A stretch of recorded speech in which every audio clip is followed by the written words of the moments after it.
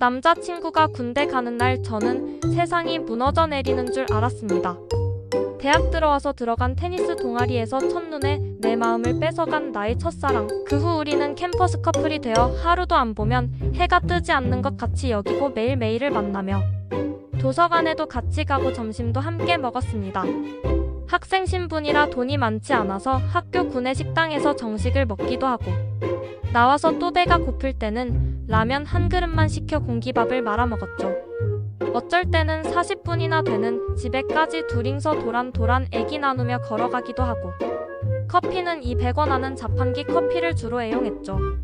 그렇게 그는 나에게 친구이면서 오빠이면서 애인의 역할까지 다 해주었는데, 한순간 내 앞에서 그가 없어진다는 게 받아들일 수 없는 현실이었죠. 울고 또 울었습니다. 밤새도록 울고 그가 떠나는 월요일이 너무나 무서웠습니다. 다음날 그는 새벽 기차를 타고 가족들과 떠났고, 저는 눈이 퉁퉁 부은 얼굴로 학교를 갔습니다. 친구들은 무슨 일이야? 가족 중에 누가 안 좋은 일 있는 거야? 얼마나 울었으면 눈이 저래? 상 당한 거야? 무슨 일이래? 왜 그러는데? 왜? 하고 다들 호들갑을 피웠지만, 저는 너네들 너무 무심하다는 말투로 그것도 모르니? 상엽씨가 군대 갔잖아. 하고 소리를 질렀습니다. 그런데 다들 어이없다는 표정들을 짓는 게 아니겠어요? 허참네, 그게 뭐 어때서? 죽으러 갔어? 너 그렇게 상엽 선배를 좋아했니? 애구춘행이 하나 났네 여기. 난 또 무슨 일이라고. 참 요즘 선배들 군대 많이 가는데 무슨 그게 큰일이라고 울고 그래? 너 눈 좀 봐, 진짜 가관이야. 으구 정말. 우린 무슨 일 난 줄 알았네. 제가 상엽 선배를 그렇게 좋아하고 또 캠퍼스 커플이었는데 왜 저렇게 반응들이 시큰둥하나? 난 죽을 것만 같은데. 못된 것들. 저 그날 저녁 영어학원을 갔습니다. 이제 선배도 없으니 영어 공부나 열심히 할 작정이었습니다.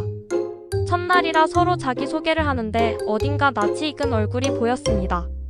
분명 어디서 봤는데, 어디서 봤더라.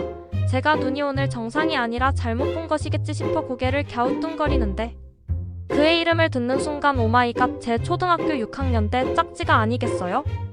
제가 다니는 영어학원이 우리 집 근처라서 동창생을 볼 수도 있지만 같은 반에서 짝지를 만난다는 게 너무 놀라웠습니다. 며칠 후 수업이 끝나고 원어민 담임 선생님과 친목 도모 겸 저녁 식사를 다 함께 하게 되었는데 그 친구도 참석을 하더라고요.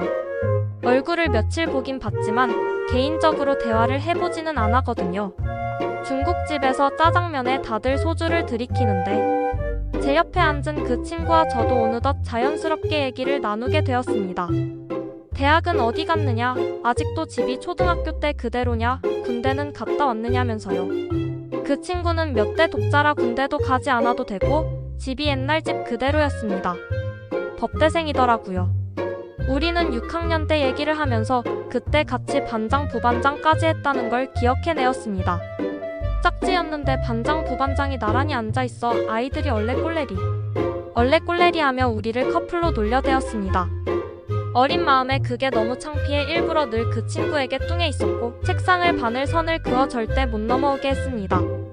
절대 말 안 하기는 기본이었고 질문도 하지 않았죠.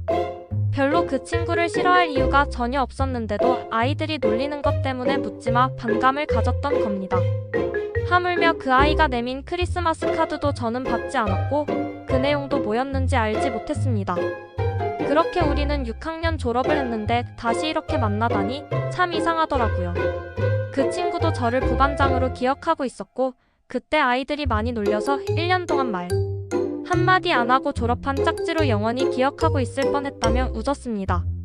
자기는 사실 짝지랑 친하게 지내고 말도 걸고 싶었는데 내가 워낙 바리게이트를 심하게 치는 바람에 접근도 못했다며 일부러 말 안 한 게 아니라고 변명을 했습니다. 1년 동안 지낸 의마로 크리스마스 카드를 보냈는데 자기는 카드도 받지 못하고 반품당해서 좀 서운했다고 그러더라고요. 그 말을 들으니 어찌나 미안하던지 쥐구멍에라도 숨고 싶더라고요. 그러면서 왜 고등학교 때 초등학교 6학년 2반 동창회를 했었는데 왜 안 나왔냐며 그러대요. 같은 교회를 다니고 있는 아이들끼리 서로 같은 고등학교에 다니는 동창들에게 연락해 남녀가 모였는데 제가 없어더라는 겁니다. 저도 그때 나오라는 연락을 받았는데 시험 기간이라 짬을 내지 못해 못 나갔다고 대답했죠.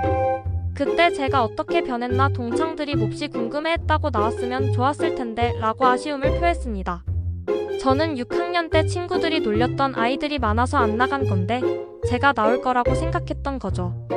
아무튼 그날 이후 그 친구와 저는 수업이 끝나면 집이 같은 방향이라 함께 걸어왔고 걸으면서 다시 6학년 때로 돌아가 친구들 얘기, 선생님 얘기 등을 나누었습니다. 그러면서 저는 군대 간 남자친구 얘기도 하고 그가 없어서 너무 마음이 허전하다고 학교에 가면 도서관에 혼자 있을 때가 너무 힘들다고 한숨을 쉬었습니다. 그러자 그 친구가 주말에 자기가 우리 학교 도서관으로 올 테니 함께 공부하자고 하더라고요. 시험 공부할 게 많다고. 다음날 그 친구는 세상에나 김밥을 도시락에 담아왔는데 자기가 직접 쌌다고 그러더라고요. 김밥이 너무 맛있었습니다. 보통 솜씨가 아니더라고요. 아들 하나라면서 언제 이런 걸 다 배웠냐고 하니 음식 만드는 게 취미라고 만난 거 많이 싸우겠다더라고요. 그렇게 우리는 매일매일 영어 학원에서 만났고 주말에는 도서관에서 함께 공부했습니다.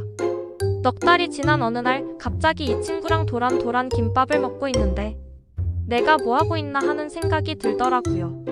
이게 아닌데 이거 내 남자친구랑 하던 건데 남자친구는 군대에 있는데 난 뭐 하고 있는 거지? 그러고 보니 이 친구랑 같은 영어 학원 다닌다고 영화도 함께 보고 저녁도 같이 먹고 콘서트도 같이 보러 가고 그랬더라고요.